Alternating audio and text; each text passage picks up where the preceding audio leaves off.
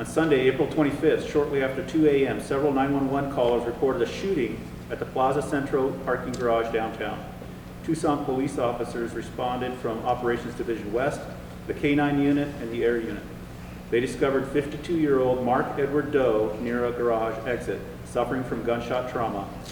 The officers performed CPR on him until Tucson Fire arrived. Tragically, Mr. Doe was pronounced deceased at the scene. According to witnesses, two males attempted to rob several victims before carjacking a white Nissan pickup truck. As they drove toward the garage exit, they collided with a vehicle. Mr. Doe then engaged with the suspects and he was shot. On behalf of the entire department, I want to express all of our condolences to the family and the loved ones of Mr. Doe. It is a heartbreaking loss. Investigators quickly obtained video surveillance of the incident and broadcast a description of the suspects and the vehicle to department personnel. At around noon the same day, a homicide detective spotted the stolen truck with one occupant near Speedway and 4th Avenue. Patrol officers responded and attempted to make a traffic stop. However, the truck fled and officers pursued. As the pursuit neared the 4000 block of East 22nd Street, several rounds were fired at officers from the truck. Officers courageously continued to pursue, and thankfully, none of the officers or members of the public were injured.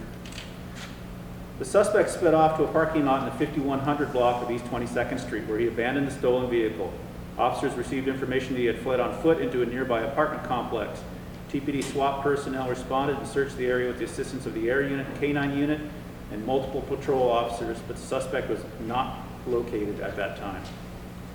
A lot of time and effort went into this search. When it proved unsuccessful, it would have been easy to simply circulate photos of the suspects, wait for additional tips, and frankly, to just go home and get a few hours of sleep. But that's not how our people do their jobs, nor is it the expectation. They go the extra mile to catch the suspects who commit these terrible crimes, and here's where our detectives and forensic team come into the picture.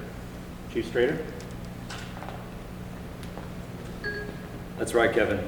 While patrol personnel and detectives were doing their jobs, forensic scientists at TPD's crime lab, where we are now, worked around the clock to process and analyze forensic evidence associated with this case, which included DNA analysis, automated fingerprint identification services, and other technology, to develop some of the leads that we were able to follow up on.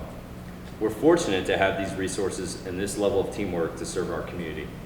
Our forensic personnel are some of the best in the country.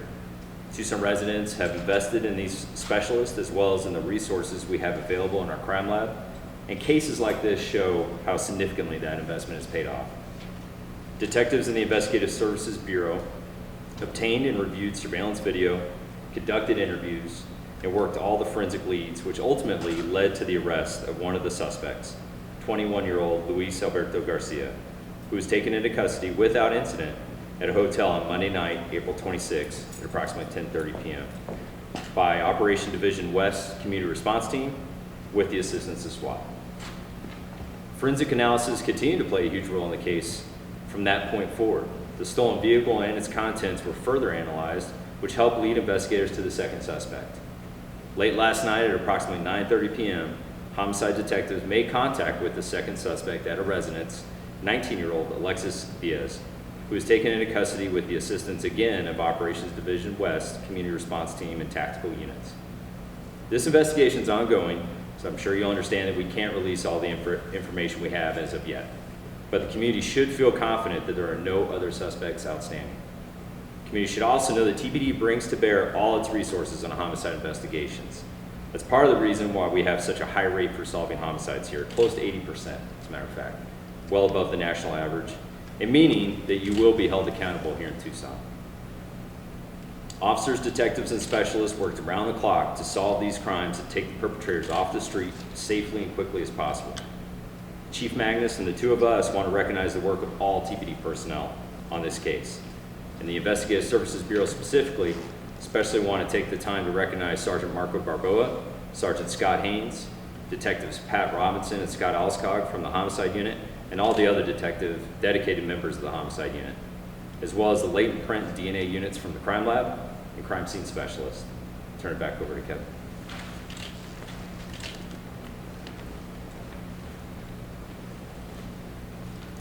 There's never a celebratory mood around a homicide case, no matter how exceptional the police work involved.